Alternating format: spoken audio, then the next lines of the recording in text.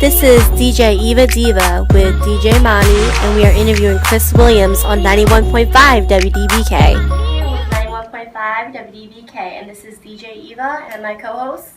This Mani from the Turn Up Hour. Alright, we have our special guest here, Chris Williams. He is here. We're actually hosting the March Madness comedian show. Can you give us a brief introduction of yourself, Chris? Alright, my name is Chris Williams, stand-up comedian. Been doing it for about, I'd say, 2 years. Born in Cherry Hill. Well, actually born in Philadelphia. Live in Cherry Hill. Really? Yeah. And yeah, I'm here to do the March Madness. I like to do a college crowd because I'm going to just say anything. Since y'all be doing anything, taking anything, turn it up. So that's what I'm here to do. Okay. Do you write your own routines, and where do you get your material from? I actually write all my own material. I do it from like real life experiences. So like, you know, most of the stuff, y'all don't know this, but like I work with Eva. So, and you know, you see crazy stuff in our job all the time. Like, you know, like Keith, he don't even speak English.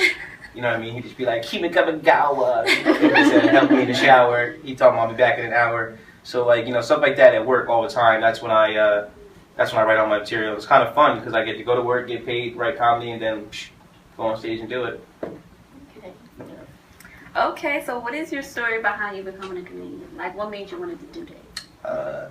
I always wanted to do it. I was always in like acting, stuff like that. So I just felt like me working like a full-time job kind of took away from it, but I finally tried it, and I felt like I was good at it. And what made me want to do it is because my ultimate goal is I want to be like the next like talk show host. I want to have like, you know, Arsenio Hall. I don't know if you guys are old enough to watch the Arsenio Hall show back in the 90s, but yeah, that's what I want to do. I feel like there's no black talk show host, and I feel like stand-up is a good avenue to try to get into acting and the entertainment business. Okay. So I know there's probably some awkward situations where you have a crowd. What happens if the people don't laugh? What do you do?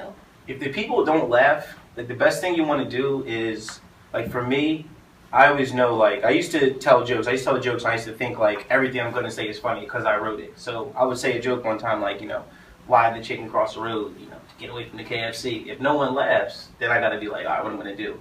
The main thing I say when people don't laugh, I just start making fun of people in the crowd until I can gain my idea back and get the next joke. But you really can't prepare for someone not to laugh. There's like nothing you can do about that. Okay. So can you remember your first gig? Yes. My first official gig was actually a tough crowd, but I actually did very well. It was in New York City. It was a new comedy club, and my friend Annie Wiseman, she went to NYU. So she had a lot of connections up there. And I was doing audio stand-up. I was just playing around with it. And she heard it on Facebook. She said, come to the show. And I said, all right. I performed. Everyone before me bombed. They did horrible. And I was the first one on the second half. And like as soon as I stepped on stage, everyone got real quiet. The whole time they were loud. They got real quiet. And I killed it. I went on for like 20 minutes. I think it was a time then people thought the world was going to end. What was that? What year was that? They thought like 2011. Something like that. No, it wasn't that far back. It was something else going on. There was a little earthquake?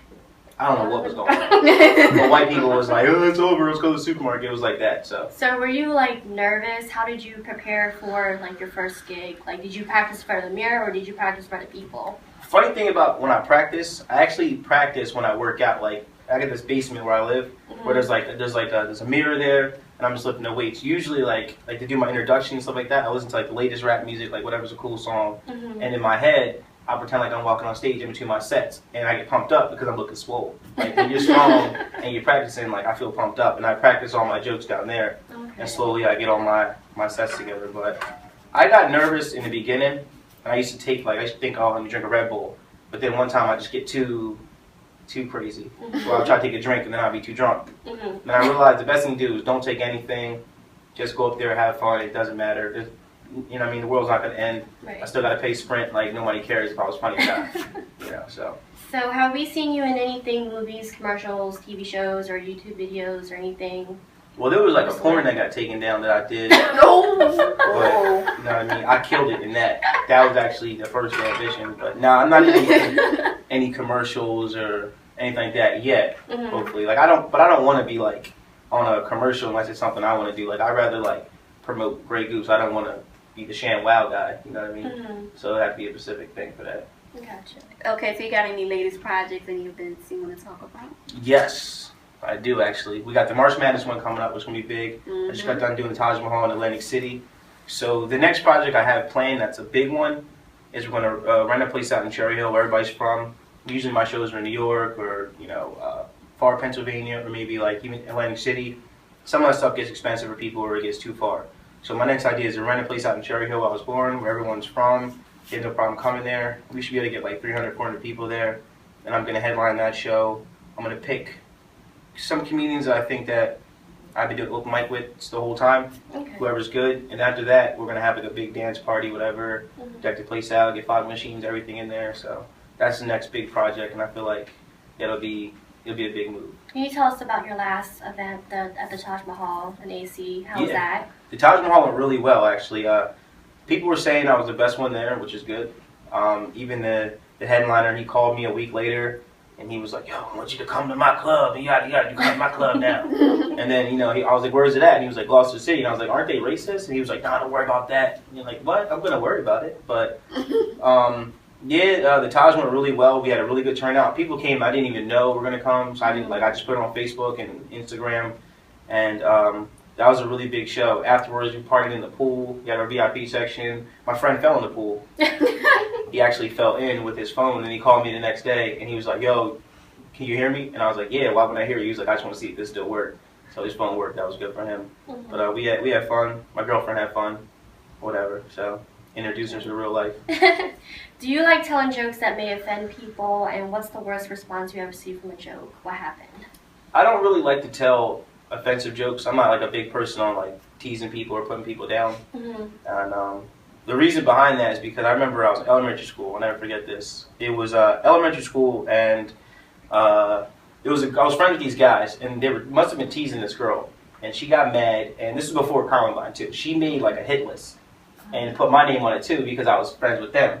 So I was like, I didn't even do anything. So that point on, like in third grade, I decided like I'm going to be nice to everybody. I'm not going to beat anybody because I want to be the guy when that crazy person comes into school with the gun, like, "Everybody, I'm going to kill you." And they'd be like, "Chris, get out of here. You cool." And then you just shoot everyone else. That's what I'm going to walk out that door, talk to the news like, "I was good, but Tommy didn't make it." Like, I want to be that guy. You know, man. Right? I don't want to be that guy that he goes, "Oh, I hate you too." Like, nah. So that's why I don't tell offensive jokes. I feel like there's no point. There's too much other stuff to talk about to be like putting down race and people's religion and all that. I don't do all that. So. Yeah, okay, so but what story do you like? What is that one story that you always tell? Like, you know how comedians always got this one story that they just tell over and over again, no matter how many times they tell it, it's just funny. Which one? What's that one for you? Well, I always tell new jokes. I don't tell the same ones, but the theme, a lot of my jokes, just being black and growing up in the suburbs, because I feel like people don't really understand like how ridiculous it is to be black. It's like that show Blackish. I don't know if you watch Blackish. It's kind of like that, but like literally like from elementary school to high school, I was the only black kid in class. So it's like Black History Month was awkward the whole month.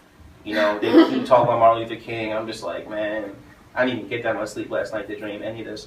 So that's what I mainly theme it around, just being black from the suburbs, and I try to relate to everyone I grew up with and things like that.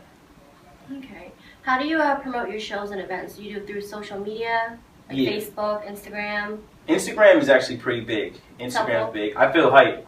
I feel like that black girl on Instagram now. I got 1,300 followers. So you be posting, you be like this? No, I don't take selfies. I don't take selfies. Nah. But I got 1,300 followers now, pretty hype. And my thing is, I feel hyped about the 1,300 followers because I wasn't up there in my underwear posing to get likes. Like, I just was posting my comedy, and more people started liking it, and they followed me because they wanted to, not because, like, they think they're going to slide through my DMs. You know what I mean? Like, it's not going to happen. So, social media is pretty big. Facebook's really big. And I noticed the difference between Instagram and Facebook. Instagram, you can probably put up anything.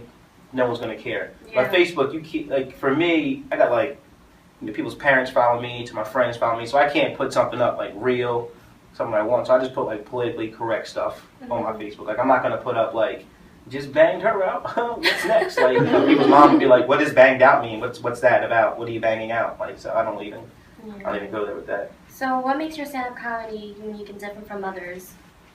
I don't know. I think because I look good, so you know what I mean. Like, I automatically got the girls on my side, and I don't know. My stand-up comedy I think is unique because I tell everything from my side of things, so that's already unique, and it's my opinion. Mm-hmm. It's not anyone else's. I'm not trying to be like, you know, Chris Rock or Kevin Hart or any of these guys. I just want to be myself. Just original. Yeah, So, just original, just chill. You know. Yeah. What advice would you give to someone who wants to start doing stand up? I would say, man, you're gonna have to put a lot of time into it. Mm-hmm. And unless you're like that funny, you would have to really like, you're gonna bomb a lot. You have to go to open mics, and if you have to be kind of a people person, because like certain places, like I remember I walked in, you know, 2 chains on, you know what I mean, fur around my collar, a couple girls. You serious? Yeah. I'll show you no picture. You can double tap that. You can be 1301 if you want on the likes. But yeah, like some people get mad. Like a lot of people that do open mics is weird. They're kind of like to me they're like nerds. Like they're like even though I like sci-fi, like I like Star Wars, Star Trek, and all that stuff. Mm-hmm. I'm just not gonna talk about that at a bar. Like those type of people, like hipster dudes. I think that's the name for hipster guys. There are a lot of the guys that try to do comedy, and they'll come up there and they see someone like me. I learned to tone it down, and that's why I would give some advice. Like, don't come around with cocky. I used to walk in there like Muhammad Ali. Like, you can't do that. You know what I mean? You have to come in there and be regular. But yeah, you have to get a lot of practice in. You got to record your material, study it, Mm-hmm. and see what is going to get you to that point where people want to see you instead of like, oh, these are my friends, I'll check it out once. Yeah. You want to be that person people want to come see, like, yo, this is about to be crazy. What your girlfriend think about that side chick with the 2 chains and all that? Oh, no, she wasn't around then. That's when I was that's when I was big pimp and spending cheese. I was with Bun B, Pimp C, and Timothy. I was with all of them. Oh, really? Yeah, we was doing our thing. I could tell you some stories. We just off camera, though. Can you tell us, is there any comedians that you like that's your favorites? Like, do you have any? Yeah, I would say my favorite comedians would be, I'll give you my top 5. Okay, go ahead. All right, what's number 5? Well, I don't know order of likes. So I'm going to try that. Let's see. Number 5, I'm going to throw Bill Burr. I think you heard Bill Burr. Sinbad. Eddie Murphy. Oh, he should have been number 1. Eddie Murphy is crazy. He should be number 1. He's crazy, but Eddie's smart. Eddie only did it when he was supposed to, and then he stopped. So other people are like, let me try again. And then, you know, some people don't do as well. That, even more, he should have been number 1. Yeah, he did it when he was supposed to. Okay, well, who's number 2? Who was I watching a lot of? Jeez, what was his name? I'll skip number 2 for right now. What he look like? He's black. Okay, You know what? I'm gonna go with Richard Pryor, number 2, and then Chris Rock, number 1. Chris Rock. Love Chris Rock. Chris Rock. Yes, Chris Rock before Eddie Murphy. Chris Rock is my favorite because Eddie Murphy, he's good, but he has a specific comedy. Like he likes to tell, like, he does a lot of impersonation and stuff like that.